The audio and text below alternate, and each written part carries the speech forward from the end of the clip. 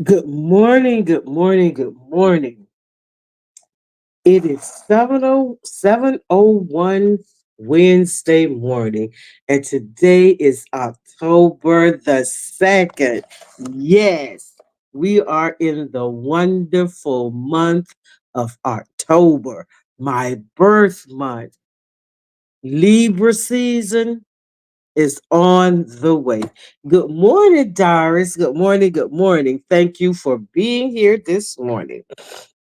Today is the day that the Lord has made, and I will rejoice and be glad in it. Today is the day that the Lord has made, and I thank you, God, for another beautiful, beautiful, beautiful day.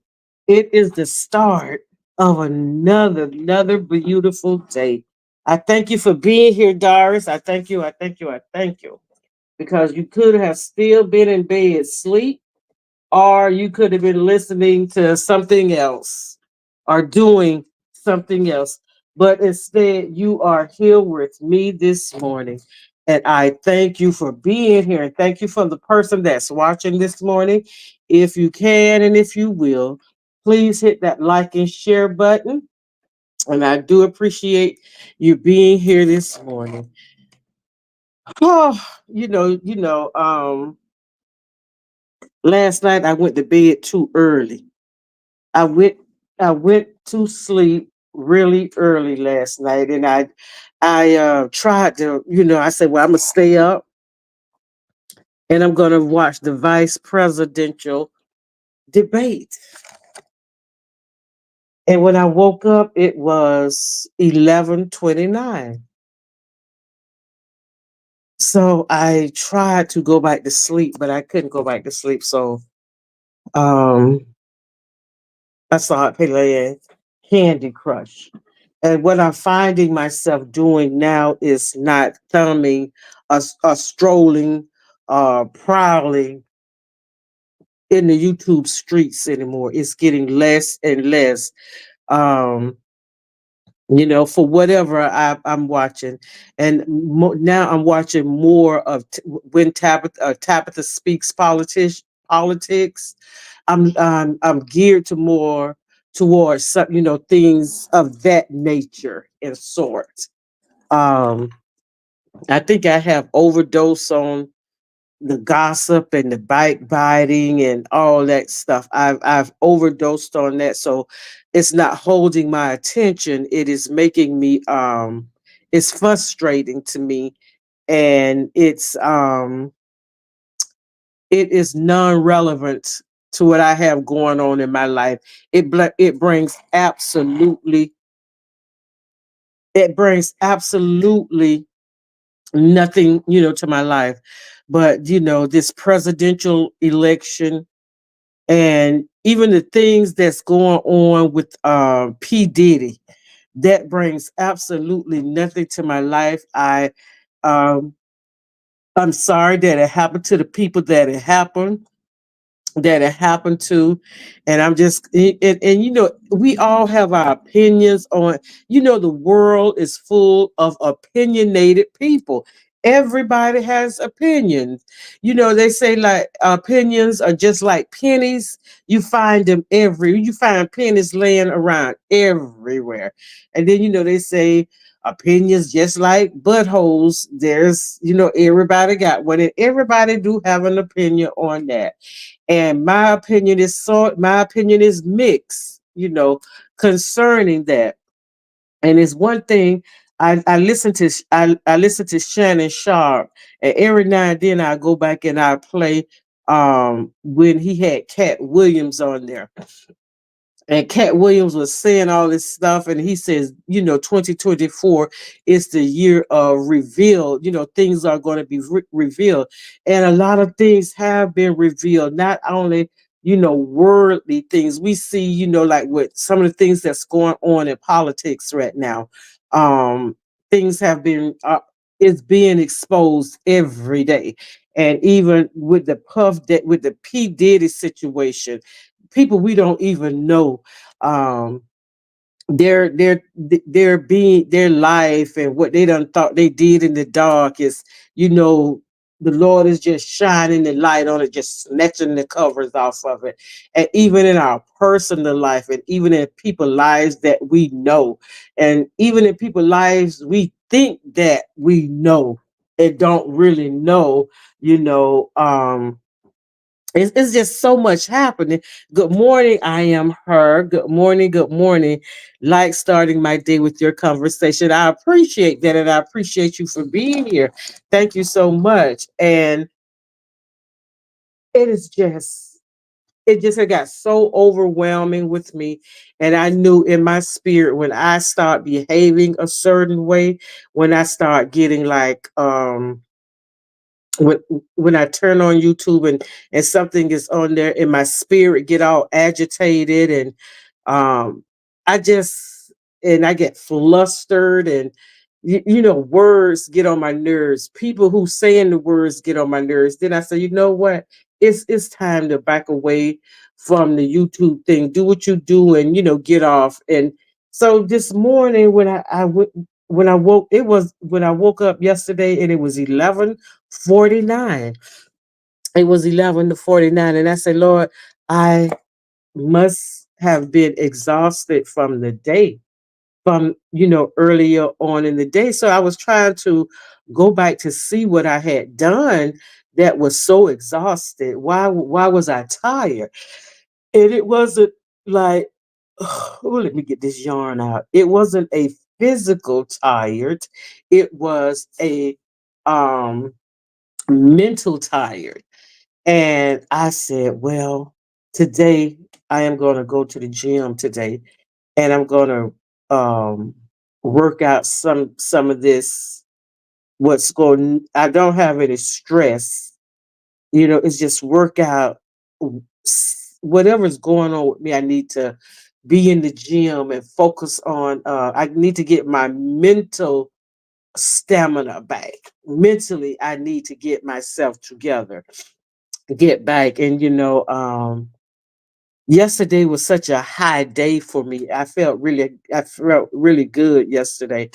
And I was thinking about that this morning. I said, Lord, how can I feel I'm not down or anything, but I'm not as high as I was yesterday. And this morning in my morning reading, it lets me know why, you know, every day, and I say this all the time, every day bring on new challenges.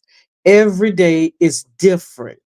Every day you are given we're given 24 hours every day. We're given 24 hours. Every morning the slate is clean. We have a clean canvas. We have a clean sheet of paper in our journals. And whatever we do whatever we paint on that canvas for today, he says, my grace is sufficient. I'm giving you enough grace just for today. I'm giving you enough mercy just for today. So I was reading in one of my devotionals this morning. Before I start, I'm going to ask you guys, you know, um to keep my son and my daughter in prayer. Their grandmother passed away yesterday morning at 12:30. He texted me to let me know that she had passed away. And you know, normally I would call her. We would talk like on Sundays after church. And she just had a birthday. And I remember our last conversation. And she said, I want you to keep it because I got a new phone number. And I said, oh, well, let me give her this new phone number because she'll be calling that old phone number. And then she'll be start worrying and she'll start calling my oldest son to ask her, well, how's your mama doing? I haven't heard from your mama. She done changed the number. So I called her to let her know, look, I got a new phone number. And we just started talking and we laughed and you know she was telling me what was going on with her and she just kept saying she said I want you to take care of my boy now, please take care of my baby, take care of my baby for me. I said okay. And so she said I want you to know, except she the last time we talked was like in August. And she said, well, my birthday is next month, Lois willing. I'll be 90 years old. She said, this old girl will be 90 years old. I said, that is such a blessing. That is such a blessing. And, my heart just went out to her because her husband passed away. And then she had four sons. Her husband passed away. And then it was like it came in threes. And I think that 3 years after her husband passed away, her youngest son passed away as well. And right after Curtis passed away, it was like maybe 3 years after he passed away, then her oldest son passed away. And after Billy passed away, and it was like maybe 3, 4 years later, my son and my daughter's father passed away. So she had only one son left. And you know, I asked for prayer for him as well because he needs it really. He really needs prayer because he's not in his right frame of mind, and he haven't been that way for a long, long time. And when my son told me, and I thank you for that, I am her. And when my son told me that yesterday, I just think about the conversations that we had. And even though her son and I um, hadn't been together for 100 years, she never treated me any different. She always made me feel like I was the most important person to her. That my children, always there for always there for my children, especially for my oldest son, always there for her, for him, did everything. Her and my daughter wasn't that close because it was like my daughter always clung to me and my mom, and it was all their relationship was it wasn't a strained relationship. It was, it was it was a lovable relationship. She knew that that was her grandmother, and and her and her father, they really didn't. They had a relationship, and he wanted more out of the relationship that she was willing to give. So yeah, keep them in prayer, and her son Raymond, please, keep him in prayer because he is such a lost soul at this time. And I don't know if they even have told him yet because he was in jail. He's in jail.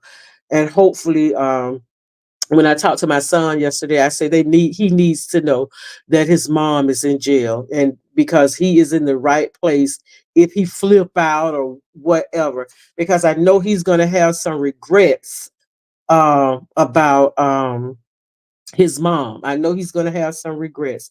And see, that's my thing. That's my thing. And that's what I tell my pastor, and that's what I tell my daughter. I don't want any regrets. I don't want to feel like if I did this, this would have happened, and I should have done this. I feel like I should have done more. However, I'm at peace with where I am with my mom. I really am at peace where I am with my mom, and I love her. I love my mom to the moon and beyond. I love my mom with everything that I have. However, and it's not even about me loving myself more. It's about my peace, and it's about my well being. And as I told you, sometimes the strongest of people get weak. And I know when I allow certain things or certain people in my life, it takes a toll on me. And I know where I come from. I know where I come from when I'm hurt, when I'm angry. Um, when I am not at peace with myself, and when there is no peace around me, I get very destructive, and I have very destructive behavior. And that is what's keeping me that's what's keeping me grounded, knowing that I can fall off a cliff at any time if I allow my peace to be disturbed. So I love my mom, and I don't want to have any regrets if she go before I do. I don't want to, saying, Lord, what if I did this, and what if I said that? And I'm so sorry for Raymond, because I know he's gonna be so regretful when he comes back to himself about some of the things that that he did. And I know it wasn't him, it was his addiction. I know it was his addiction. And I was telling my son that yesterday. And I was telling my son that, I was telling my son and my daughter.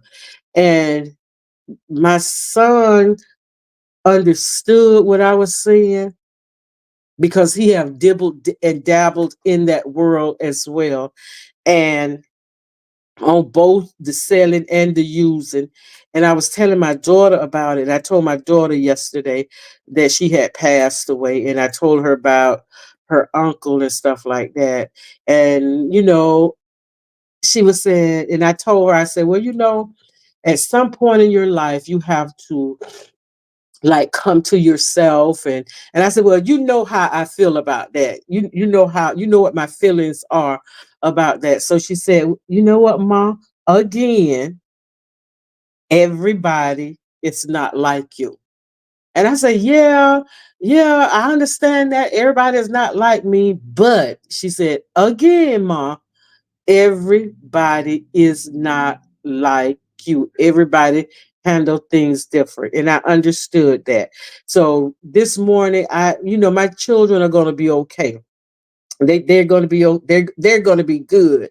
They're going to be good. I'm good, because I had a great relationship with her.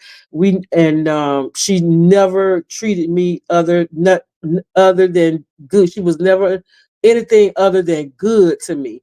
So I'm good with that. And what I'm why I'm really good about it, because she was really truly a child of God.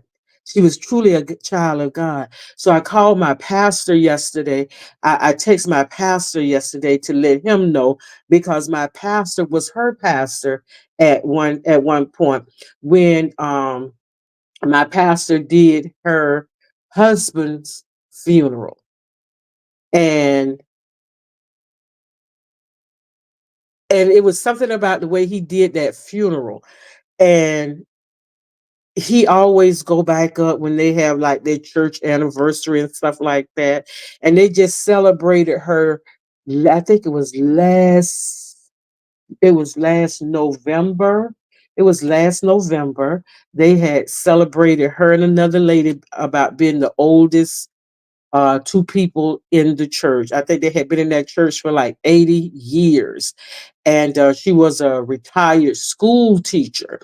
And I know my son, he's in New Mexico right now. And he said the funeral is next Saturday. So he'll be flying back next Wednesday. And my daughter said, well, are you going? And I said, no, because I know this funeral is going to be so big. And she was she was a Zeta. Yeah, she was a Zeta. She was a Eastern Star. She was all of that. And I know everybody have their little ritual that they have to do. So I'm just gonna ask you just to keep my family, my children, and my children's uncle in prayer. Pray for his mental. Please pray for his mental. So yes, so this morning, as I said, reading the devotions this morning. Yesterday, I was talking about the fruit of the Spirit. And I have always said every time I talk about something, this one of my devotionals, one of my morning readings is speaking on the fruit of the Spirit, having Christ like having the character of Christ. So, and it's talking about the fruit of the Spirit: love, joy, peace, forbearance, kindness, goodness, faithfulness, gentleness, and self control.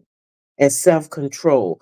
And so, in reading that this morning, I told God, thank you, because I didn't look I didn't look at what was going to be going on October 2nd. I didn't look at that because I was still in October 1st, and I trying my hardest to deal with the 1st of October instead of going into the 2nd, and I haven't even lived all the way through October the 1st. So in my reading, and it was talking about the character of Christ. And in another reading, it was talking about what I always say: do not worry about tomorrow.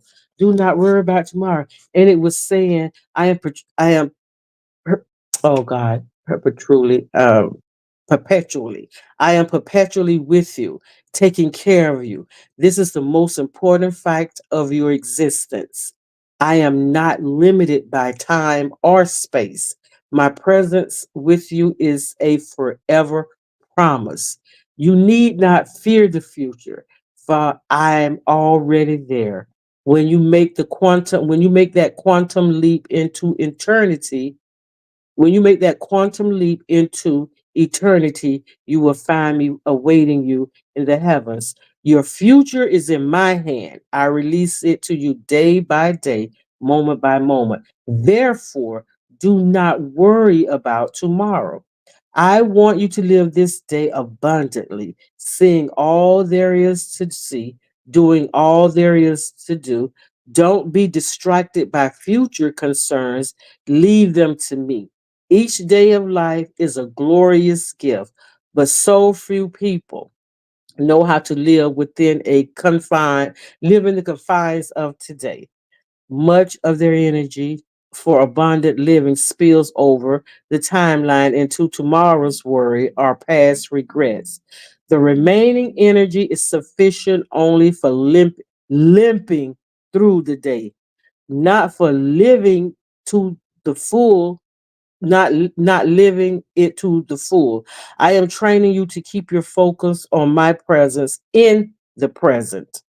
This is how to receive abundant life, which flows freely from my throne of grace. In Matthew 6 and 34, it says, therefore, do not worry about tomorrow, for tomorrow will worry about itself. Each day has enough trouble of its own. And I've been saying this, and I have been saying this, and and yesterday, it wasn't a troublesome day. It was a bittersweet day. It was filled with joy, and it was filled with sorrow, knowing that I'm gonna be okay. That God got me, and I'm gonna be okay. I'm gonna be all right. That life is beautiful, and I can't be sad about the passing of my children's grandmother, because this lady lived a full, beautiful life.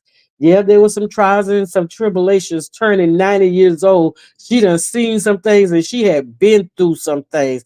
However, she overcame a lot of things. She overcame a lot of things. And I say, to God be the glory.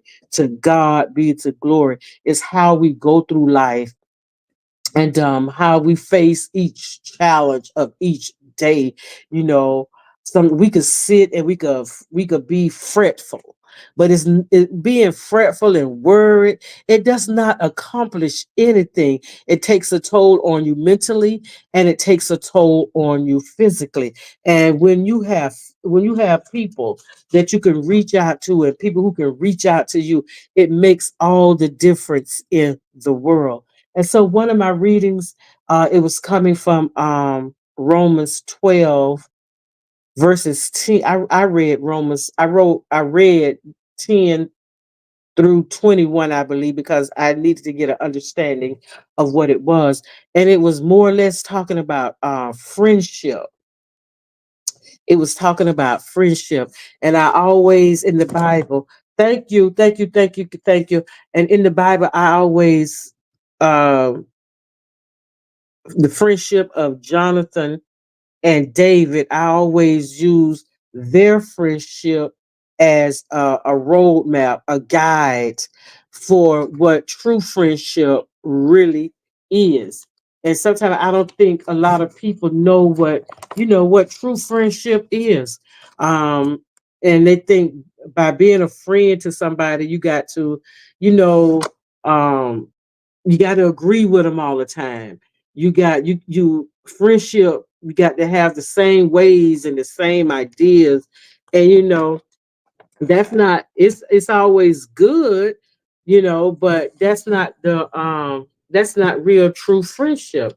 And it was saying true friendship is when you value all people. You value them, you value all people, and you have a mutual respect for each other.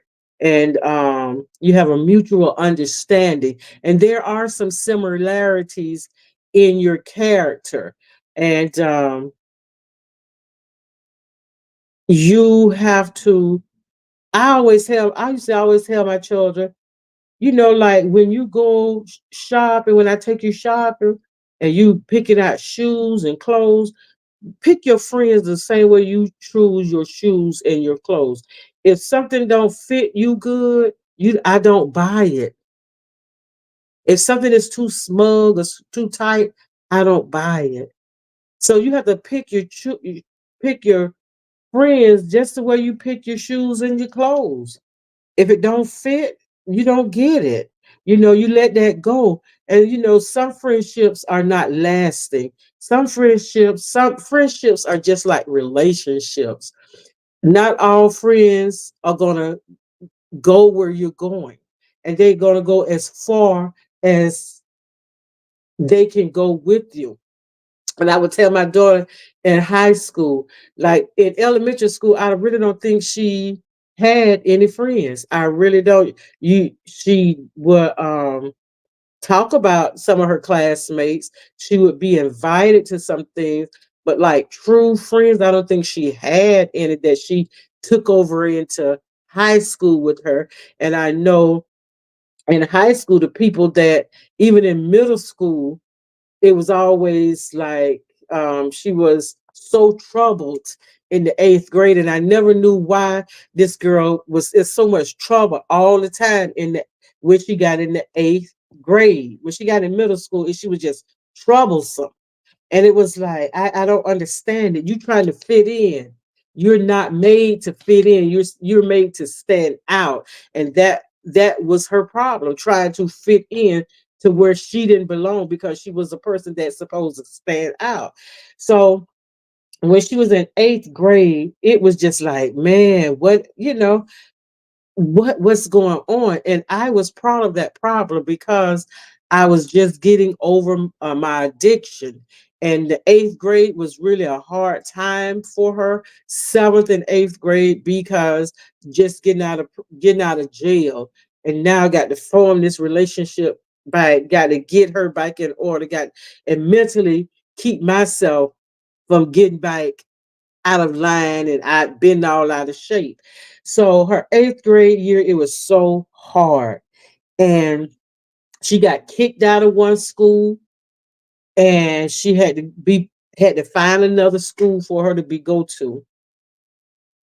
Finally find a school to go to. She made friends at that school because she didn't know anybody. She the new kid on the block. So she made friends with who she thought was her friends. And at the end of the school year, they have to take these tests, and after they take these tests, the state tells them how smart they are and where they're liking. and the AFCAT. They have to take all these different kind of tests. So the state of Florida say you smart. I say I didn't never say she wasn't smart. I always say you can do better what you're doing, and I know that. So the state of Florida let me know that I was on the right track. So her first year in high school, they gave her ROTC. ROTC. And I said, thank you, God, because this girl needs some discipline. So her first year in ROTC, she didn't want to wear the uniform. She didn't like the uniform. She liked nothing about the uniform. Every Wednesday, they had to wear this uniform. And she would take her uniform to school, put it on for the class, go in the bathroom, take it off, put the uniform in the locker, bring the uniform home on Friday, all wrinkled up. And now I got to iron it and wash it and iron it and get it back prepared for her to wear again Wednesday. And she did that for half of the semester. And it was this young girl, she was a senior. And every time it was meant for them to wear that uniform on Wednesday, this girl would wear her uniform to school, all through school. And she had told me one day I had started making her iron her own uniform because it had to have the creases had to be right. The creases had to be in the right order. It was just a lot. And I made her start doing that herself because it was she needed the discipline. So that class ROTC disciplined her, and she formed friendships in that class.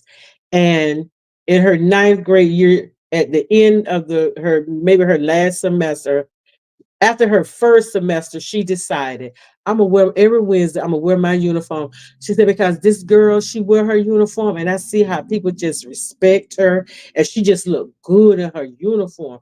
So, I didn't say anything because they gave her the regulation shoes, the socks, the uniform, and the hat. So her hair always had to be pulled back in a bun to wear her hat.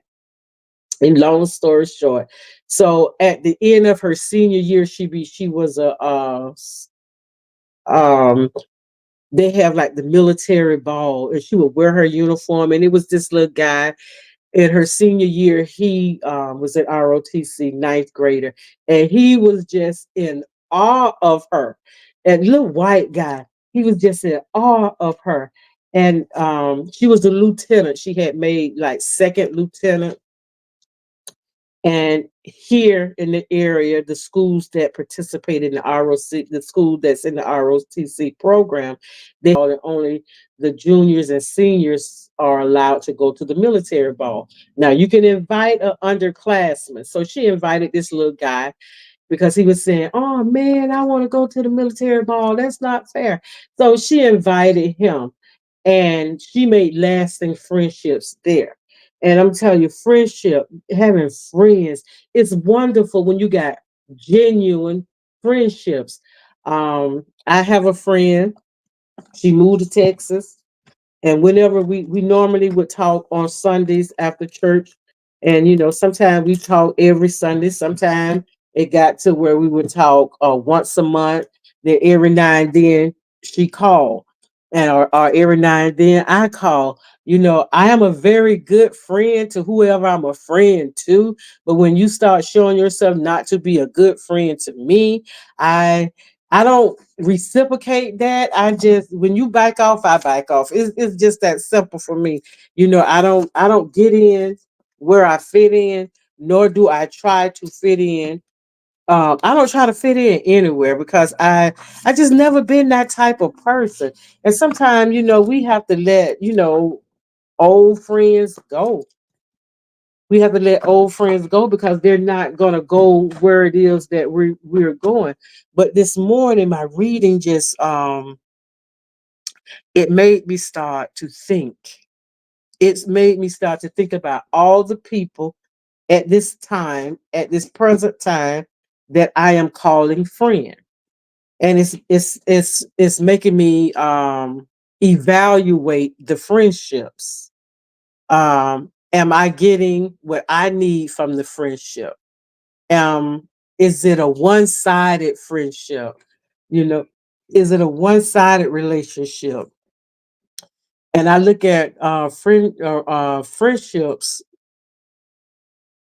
as if they are, because I have no brothers, nor do I'm an only child, and I have been friends with people that have sisters and brothers, and they would tell me, I feel like I'm more closer to you than I am to my own sister.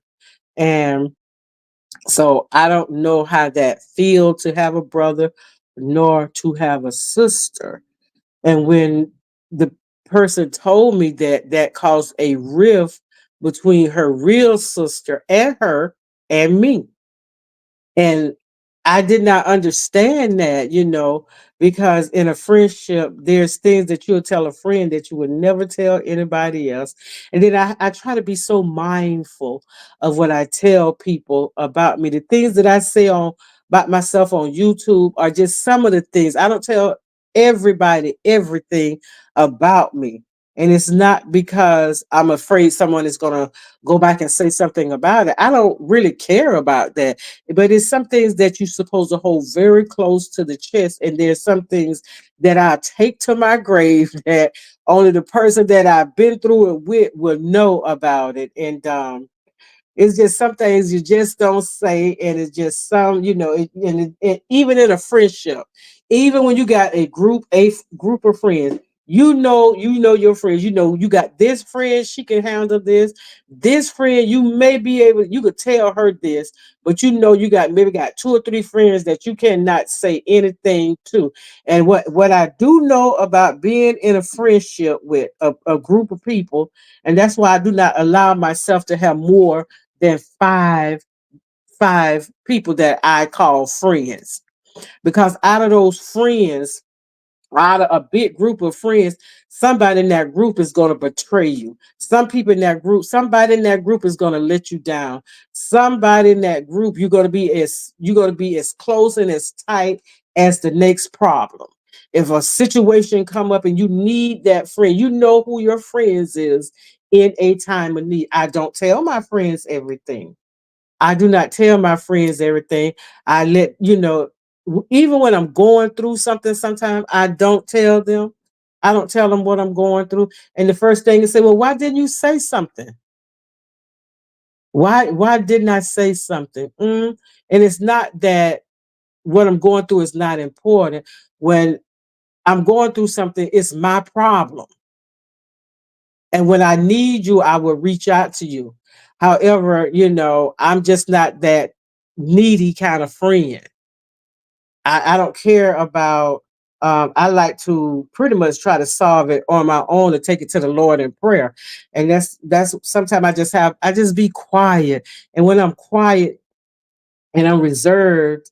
And some days I won't pick up the phone. I won't answer a text, and I get into a mood where I have to figure it out. I have to go through whatever it is that I have to go through. I have to go through it. And when I'm going through something, I can't talk to people. I get irritable when I talk to people. I get irritable when how you doing? I'm good. Well, what's going on? Nothing. I do that thing just like they do that thing, but I'm all right. Ain't nothing going on. I'm good. I'm good. I do that thing as well, just like other people. However, I'm at this big age that I am now, to where I don't have time to be dwelling on whatever I'm going through. I have to figure it out. I don't have that much time to be worried about a problem or fretting over a problem.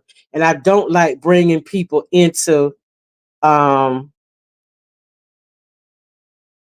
I don't like people to feel like they're even with friends. I don't like them to feel obligated to what's that word I want to use, to help me solve my problem. But I'm there for you now. I'm gonna be there for you because that's just the type of friend that I am. If you call, it don't matter what time you call me because my phone is as near as the window ceiling because that's where it usually is, or it's in bed. And if the phone ring maybe three, four, five times, give me a moment because my phone is in the bed and I got to find which pillow is under, or is it behind the bed, under the cover with me, where the phone is. I'm just that type of friend. In order to have friends, you have to show yourself friendly. And a true friend, a genuine friend, that's one of those those kind of friends, a genuine, a true friend, a ride or die friend. I tell you, I'm gonna ride with you till the wheels fall off. And that's the type of friend I am. I'm gonna ride with you till the wheel fall off. But I ain't no ride or die. I ain't no die for you kind of friend. For real. Cause see, if you in a situation and you didn't have to be in that situation, and we had conversations about being in that situation, and you just go on out there and do what you want to do, now, boo, you're gonna have to face that firing squad by yourself. However, when you are going through something, you can count on me to be there with you. I'm gonna be with my friend the way I am. I'm with my friends, whether they wrong or right. And I'm with them when they right. I'm a ride. I'm a cheer. I'm gonna do everything when they right. When they wrong, I'm still gonna ride with them. However, being a friend, I got to tell you what you did was wrong. What you said was wrong. Now I'm letting you know what you're getting ready to do. That's wrong. I'm not gonna walk through that with you. I'm not going through that jungle with you with that. But I'll be at the end. However you come out, I'm gonna be there for you. Because I know I'm gonna have to be there for you. I'm gonna be there for you. And I'm not going to be saying, oh, I told you if you hadn't did this, I'm not going to be that type of friend. However, I'm going to be that type of friend. I am that type of friend. Now say, now you're wrong. I'm going to let you know when you're wrong. And if you cannot tell me when I am wrong, then you can't be my friend. You cannot be my friend. And people who have claimed to be my friend, well, I just didn't know how to say it. And it's not easy talking to you. You know, hard as it may be to talk to me as a friend, I think as a friend, you should know my ways by now. You should know my ups, my downs, my craziness, my if I'm inconsistent, you should know where she's not consistent in calling you. She's not consistent and like if you want to go out and if you don't be there at you tell her you're gonna pick her up at 9 o'clock and you're not there to pick her up at 9 o'clock, you might as well pass her on by because see the makeup is off, the clothes is off, and her pajamas is back on, and she ain't going. My friends know that about me.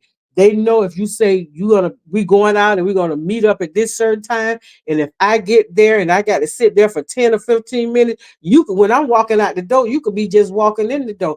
My food is in my hand to go. I'm out. I'm out because I'm a person of my word. And I feel like if I'm a person of my word, I expect the same thing out of you. So my everybody have a different definition of friendship. And just like I said, I am sitting and evaluating the people that I am calling friend right now. I'm sitting when I read that and the Holy Spirit said you need to evaluate the people that you have in your life right now. You need to take inventory of the people that you have in your life right now. Because right now I'm feeling some type of way about a situation. I'm feeling some type of way about a situation. And I'm trying not to overthink it. I'm trying not to assume anything. And and when I start assuming and overthinking, then I get some type of way, then I separate myself and then I don't want to be funny acting and when they ask a question, I don't really have that much to say. I'm just frustrated through the whole conversation. And so I was like that with a friend, and I was telling my daughter about what was going on. And so she said, Mom, won't you just tell them how you feel? And I said, I don't. I could be too blunt. I'm very blunt. I'm very in your face, very real, very tell it like it is. And I don't like to be like that. And I'm asking God to temper that down. She said, well, if you're gonna be like that, you don't want to answer the calls, you don't want to talk, then just leave it alone. Just leave it alone. But in a genuine friendship, regardless of what you're going through, your friend, I know when my friends are not where they supposed to be in the tone of their voice, in their mannerisms. Right now, I hope y'all thinking about some of the people that you call friend. I hope you're processing um and processing your friendships.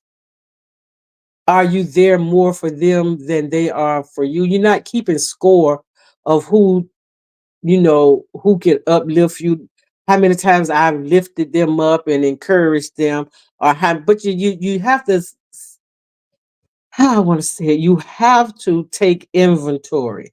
And sometimes it don't feel good because you have a genuine affection for those people.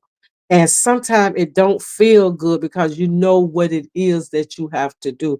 And God has been pricking my spirit for a long time. God has been pricking my spirit, and and it's not like I don't know what to do. And it's just I don't want to do what I know that I need to do. And um and when I do that, people always think that I have an attitude that I'm upset about something. And I always tell my children, and I've told people, and we all have heard this, there's a season and a reason when people come into your life. They come into it for just that season. And when that season is over, it is time to let it go, to move on.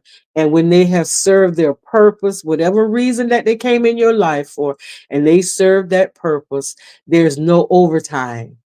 It's over, it's done with. And so I look at the four seasons we have here: winter, spring, summer, and fall. Here in Florida, you can't really tell what season is what season because all seasons are the same except for the summer. You can tell when summer is here. It is summer now. No, it's fall now. But you can't tell here in the state of Florida that it's fall because it seems like summer is has been extended.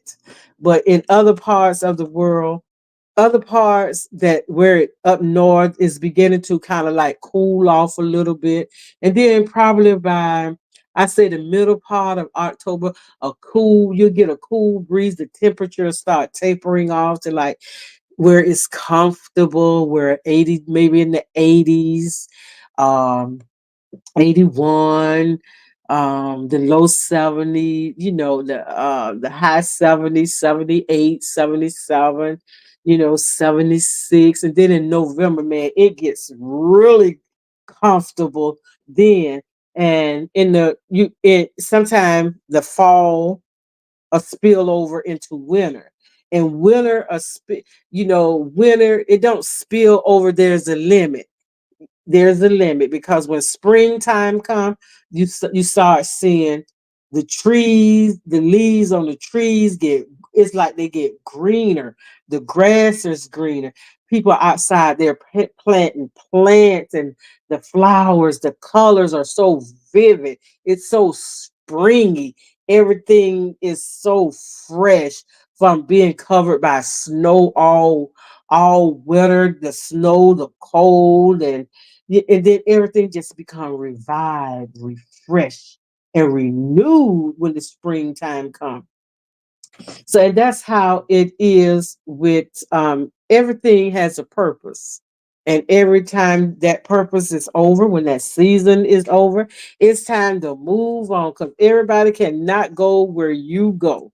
You cannot take everybody where you are going. Even in friendships, I told my daughter when she was in high school, I said, the friends that you make in high school, you're going to always know those people, but they're not going to be your true friends. Those not going to be your true friendship is going to start when you're in college. You're going to have your roommate may not even be your true friend when you get to college. Your roommate not may not even be your true friend.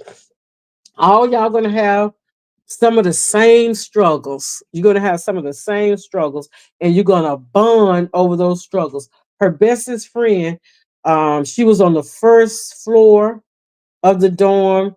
Her bestest friend to this day was on the second floor when she was going to Bethune Cookman, and they became the best of friends even to the day. And I told her, the friends that you make in college are the people that you're gonna go to their wedding. Y'all gonna have baby showers. Y'all gonna do trips together. They may live on one side of the country. You live on the other side of the country. Y'all gonna meet up together. You make those lasting bonds in college. And she have a lot of her college friends, women and men, the same one she had now. I've seen her reach out to those people. I've seen those people reach out to her. I've seen her go to them when they are in their hour of need. I've seen that. And, a friend, it's a wonderful thing to have a friend, and you're really lucky if you could have two or three good friends, and who are your good bestest of friends. You know who those people are, and each friend, as I serve a purpose in my friend's life too, and they serve a purpose in mine. And when I have to start thinking about those friendships, and it's hard for me to even, call people friend, because I say, oh, we cordial, oh, we talk, we cool. And I feel like when I call you a friend, you have made it over. You have really made it over, because friend and love, those are two words I do not use loosely. Those are two terms I do not, I don't use those loosely. And friendship, whatever friendship you have, value that friendship. And if you do not feel valued in that friendship, walk away from that friendship. Walk away from it. Because at this big age that I am now, most of my friends that I grew up with has passed away. Has, like most of my friends that I grew up, the people that I grew up with and considered my friend, my two bestest friends, and I don't think I ever have been right since my two best friends passed away, because it was always us three, the three amigos, where you saw two of them, I wasn't too far behind. And if you saw me in another one, you had to know that other one wasn't too far behind. And people began to see that and say, well, um, if you go at her, you got to go at them.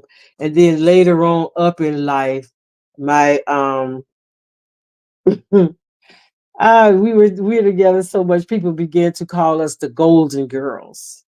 And I don't like sometimes I don't like being friends with people because something always happen, like deaths, or things happen, and then that's somebody else that I've lost.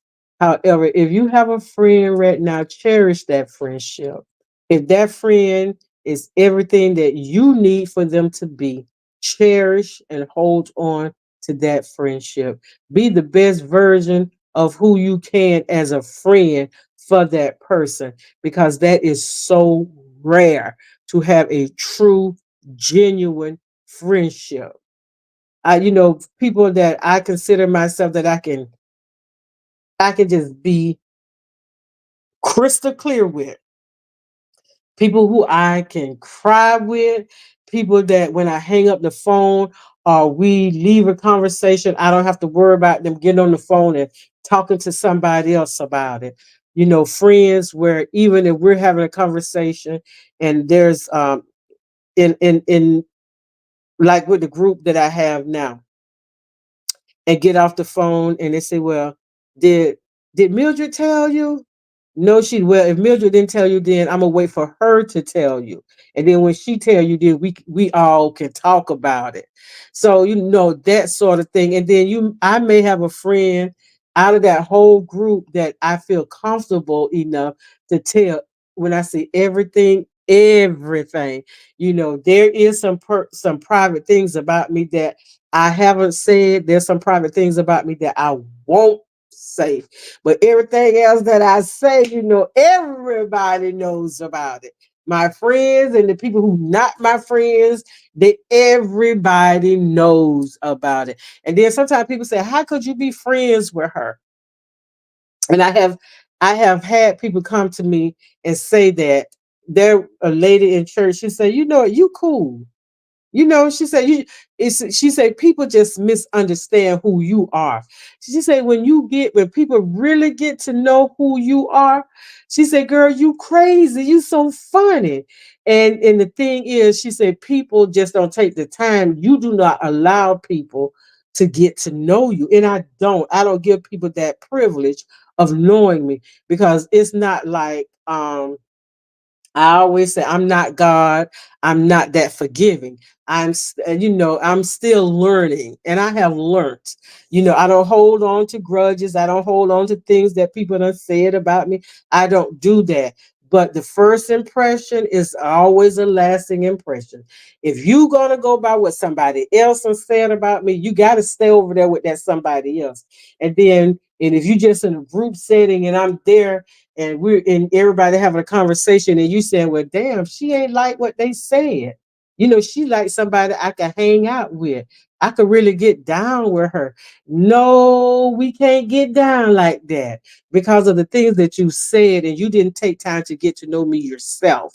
You went off of what somebody else say. So we could be cool.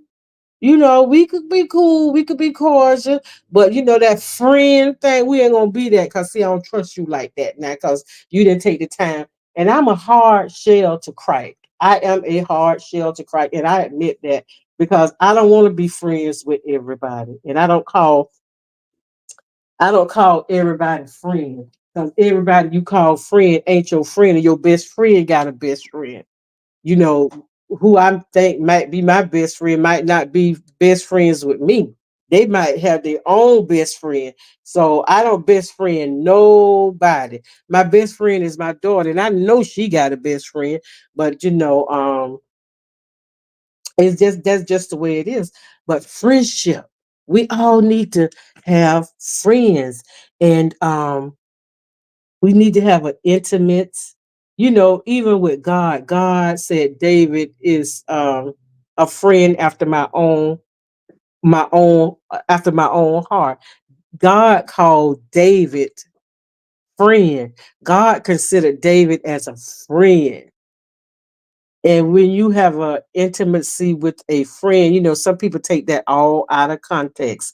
However, I always try to model my friendships after Jonathan and Jonathan and David in the Bible, because they had such a friendship that Jonathan went against his father for David, because he knew what his father was trying to do to David was wrong. He knew that his father was jealous of David. He knew even when his father was trying to kill David, and David, loved Jonathan's father so much, loved Saul so much. He couldn't believe that Saul wanted to do him harm. He did not want to believe that Saul wanted to do him harm. And every turn that Saul tried to do David harm, Jonathan would let David know what his father was plotting and planning against him. And that's true friendship. When you know a family member is wrong and they're doing something against you that is not right. You don't, just because you family, you don't go along with that. And sometimes your friend could be closer and treat you better that a family member will and do. Friendship, it's a great thing. Yes, yes, it's a great thing when it's genuine. It is. And I admire people that says, we've been friends for just like you said, Mildred, we've been friends for about 49, 50 years. We've been friends for a long time. And I admire that. Yesterday, I don't know what I did. The phone is still new. So, every now and then on Facebook or something, they'll bring up your your they'll bring up pictures from what you've done in the past, pictures from 5 years ago, 10 years ago. So I had a picture like during the pandemic, well, right before the pandemic, where we're getting out of the pandemic or newly out of the pandemic. So I had took a picture with a blue hat on. So that picture, like I know, when I was growing up, I had a friend. It was it was a little gang. It was me, was these two twins, me, Ronald, Donald, and Linda. Me and Linda was friends from the second grade. I guess we were best. I thought we were best friends. From the second grade, I think until graduate, maybe the 11th grade. So yesterday, Ronald saw the picture. So he messaged me, and each time we ever see each other, he will always call me classmate. Classmate, you looking good. What you been up to? We would see each other like where I live, Cape Cod, Fort Myers, and Lehigh. Those those little three townships, right? So either somebody living in Cape Cod, somebody living in Fort Myers, somebody living in Lehigh. So when I was living out in Lehigh with my mom, a lot of people lived out in Lehigh, see each other in Winn Dixie, see each other in Publix, see each other in Walmart, wherever you go to store, wherever store you go, you're gonna always meet up with somebody. You're gonna be standing in the aisle for 15, 20, 30 minutes, an hour at the most, just talking and catching up. And then, oh, I talk to you later, girl. I talk to you the next time I see you. And then the next time you see, I might see you in Target somewhere. I might see you in Macy's or somewhere like that. So he reached out yesterday, and we were talking. His wife, she passed away. I think about maybe 4, 5 years ago. His wife passed away, and he went through a lot of things, and uh, he sent me a picture, and he still looked like D. Haney. So I said, we were just talking and reminiscing, and he was saying, "Well, where are you living at now?" And he said, "You still in Lehigh?" I said, "No, I'm not in Lehigh now. I'm over on the Cape now." He said, "Oh, on the Cape now." I said, "Yeah, I'm on the Cape now." Say, how fitting that you on the Cape. So he let me know where he live. He don't live too far from where I live. Live in the same area where my son live, and he's a lifelong friend. We have been friends ever since the second grade. So I am 66. In a couple of more weeks, Lord's willing, I'll be 68. No, I'll be 67. Why? I'll be 67. I'll be 67. I'll be 67. And I know, so we have been friends ever since second grade. So do the math. I don't know how long that is. That's been a long, long time. And when you have friends, that's for the duration. I mean, for the duration. It's just, and when that friend is gone, a part of you is gone as well. So whatever friendship you do have, treasure that friendship. Hold on to that friendship. You know, just be as friendly in that friendship as you possibly can. And in that friendship, you have to value each other, value their opinion, let them know how important they are to you and what value they bring, what value the friendship bring to you. Let them know how important that they are in your life, because every now and then friends need to hear that. And sometimes people don't understand your friendship, and it's not for them to understand it. As long as you understand that friendship, everything is gonna be all right. OMG, I have the same name, brother and sister, Ronald, Donna, and Linda. Oh, see there? See there? All right, all right, all right. Birthday girl. Yes, baby. October the 20th, I'll be 67 years old. I will be 67 years old, and I thank God for as well as it is. And I have a friend. We do not even keep in contact. We don't call each other on a daily basis. We don't even call each other on a monthly basis. It may be years and years and years. However, on her birthday, I will always text her happy birthday. And even with the telephone changes, and she's moved out, moved. The last time I heard, she was in Seattle, Washington. We will always make a way to tell each other happy birthday on our birthday. Never, never, don't say a word to each other, lose contact. But that's one good thing about the telephone. There's one good thing about social media. You can always reach out through social media. So this birthday, I know I will get a birthday text, a message. Happy birthday, friend. She knows that she get a birthday friend text from in March. She gets one. My friend that lives in Texas, her birthday is October 18th. October 18th, and we would celebrate our birthdays together. We would do something on our birthdays together. And now we just say, happy birthday, friend, and let that be until the next year. So value you whatever friendship you have, value that. And um don't take friendship for granted, because a friendship is a relationship. It is a relationship. Sometimes you could go to your friends quicker than you could go to a family member. And sometimes your friends can understand you more than your family understands.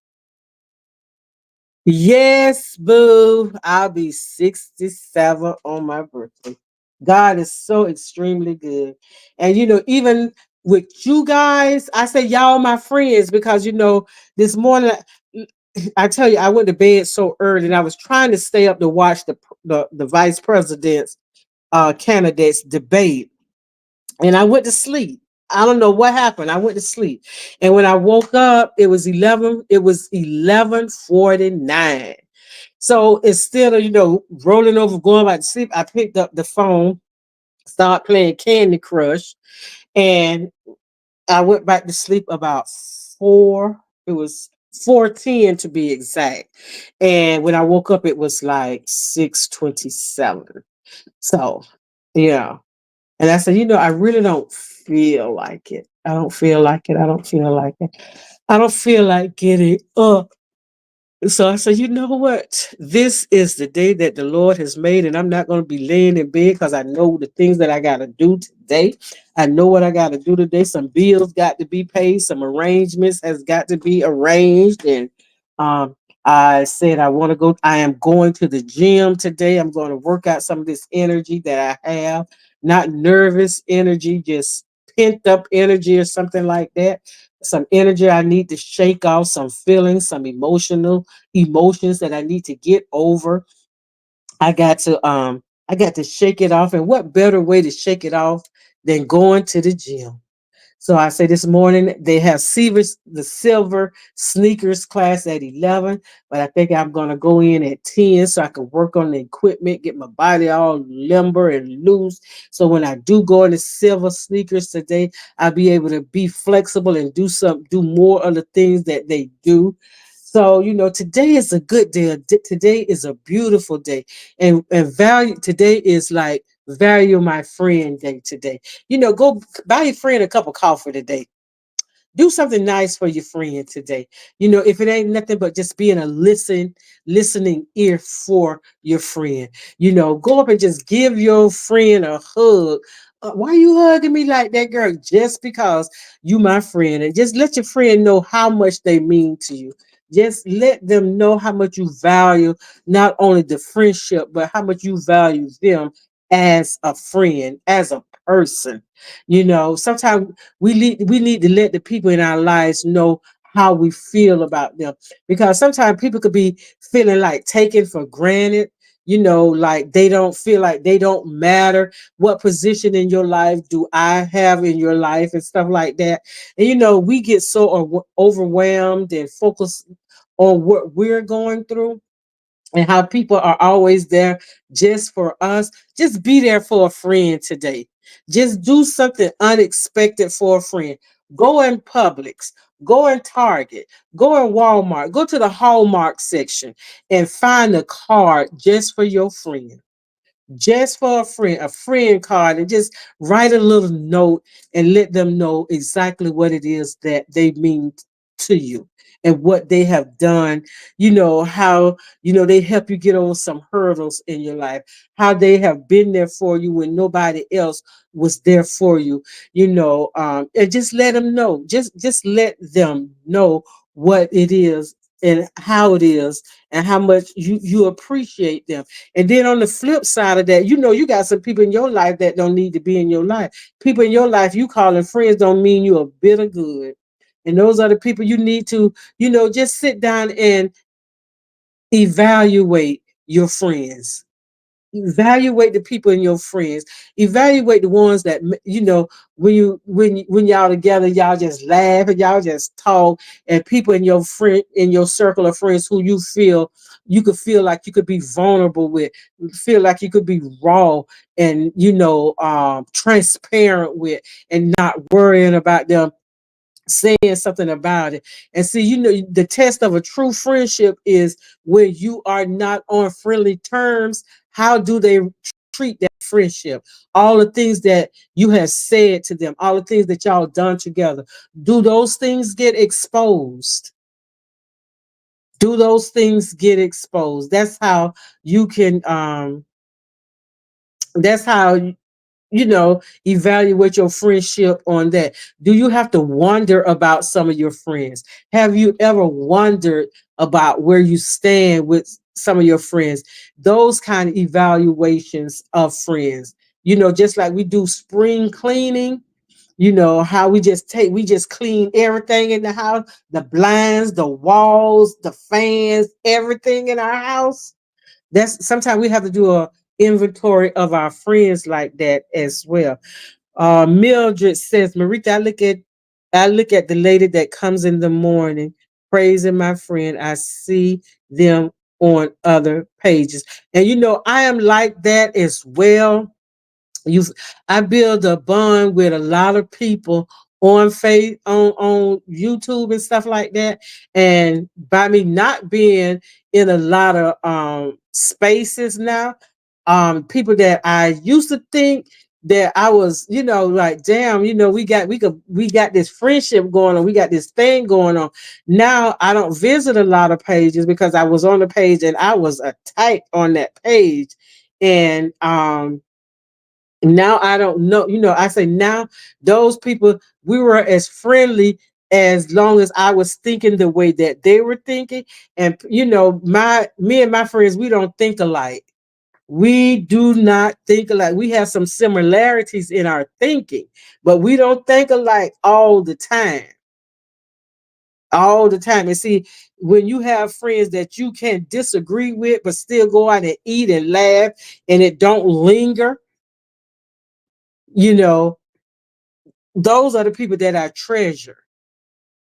And the ones, if I go on another page, and I went on a page, and that's what stopped me from going on page. And the lady who I thought we were cool, she said, "What you doing over here?"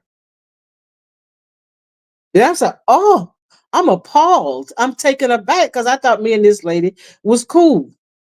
We wasn't. I was cool as long as I was thinking, having the same mindset. I don't want no, I want us to have similar thoughts.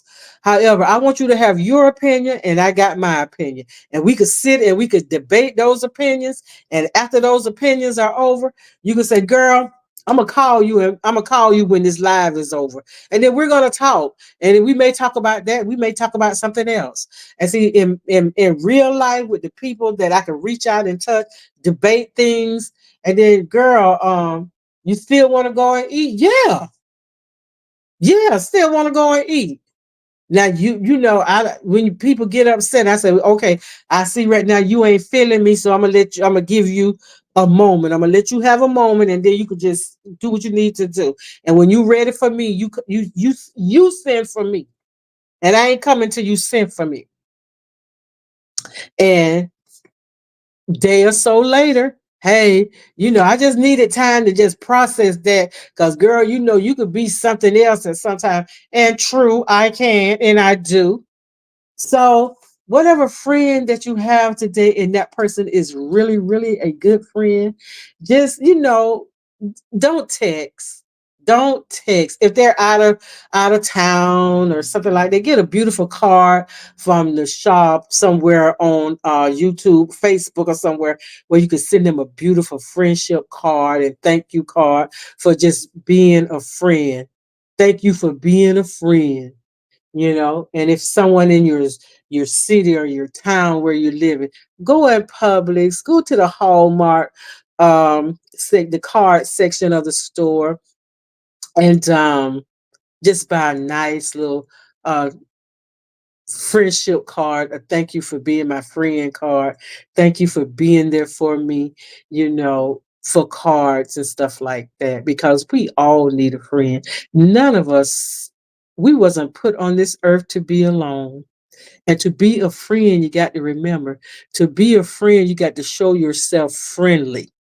And that's what we need to start doing, showing ourselves friendly, be genuine in our feelings towards each other. I'm all for that sisterhood. I'm down for the sisters. I'm down for my black people and all that. I'm genuine with it. But see, I'm gonna call my sister out. And I be damn if my sister don't call me out, she is not my sister. She ain't my friend.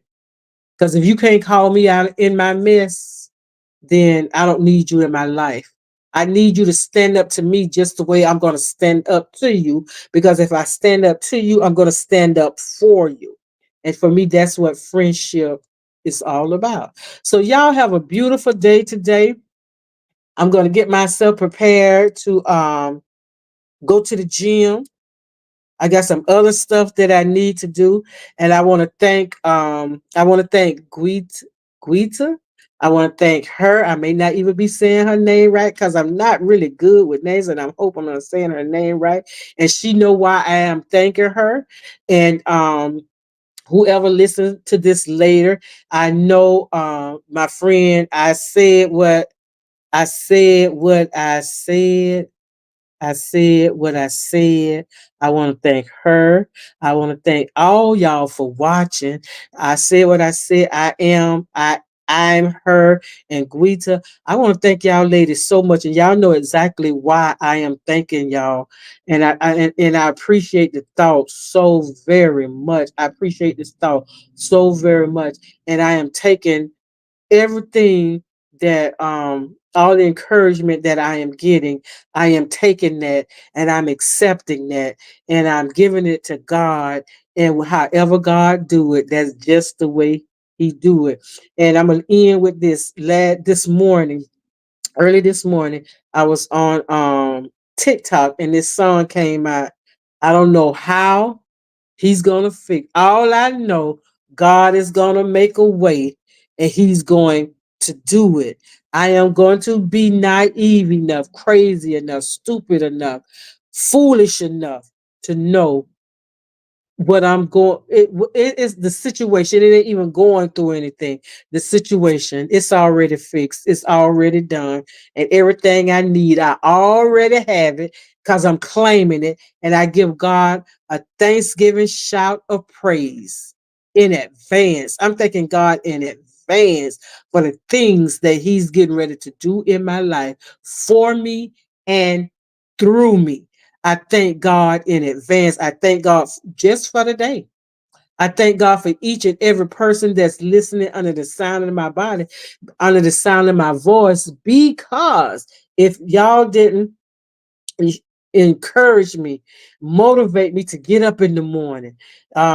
Because of the people that come on this page, I am getting closer to God. It's not that, I got to read my devotional so I can tell them. No, it's making me want to get closer to God. It's making me want to have that more intimate relationship with God. It's making me want to be a friend.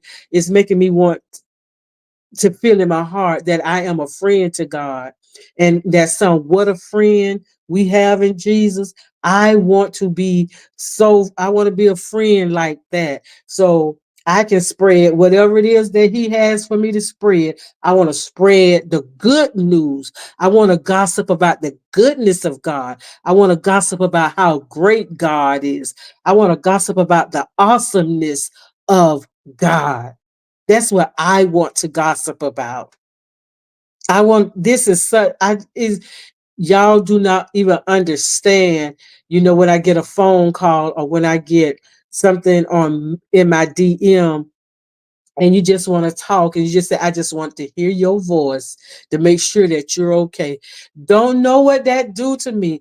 I'm an old softy, and tears be coming in my eyes, and I be saying, oh, you know what? This just ain't right. This just ain't right.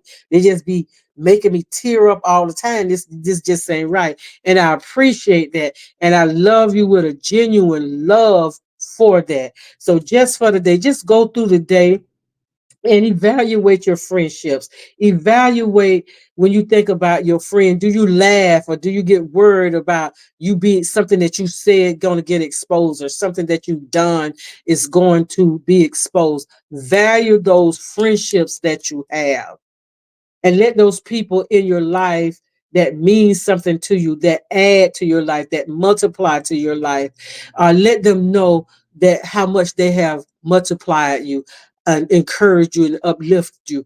And the people that have divided and subtracted from your life, I can't tell you what to do, and I ain't gonna tell you what to do. You do what's best for you dealing with those people.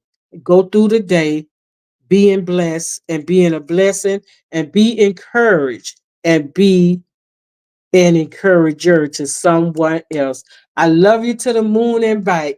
And as always, when you see me in them streets, holler and I'll holler back. Peace out, deuces, and I love you. Holla.